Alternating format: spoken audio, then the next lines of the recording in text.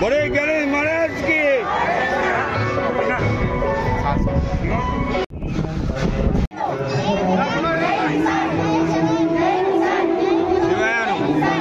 शिवయ్య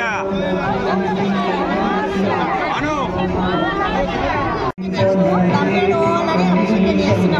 దయచేసి పై అధికారులు మా ఆందోళన అర్థం చేసుకొని గవర్నమెంట్ మా దగ్గరకు వచ్చి శివరాత్రి రోజు ఉపవాసం ఉండి నీళ్ళు వేసి అభిషేకం చేసి రంపియాడు పోవాలని కోరుతున్నాం. రంపియాడు మాకు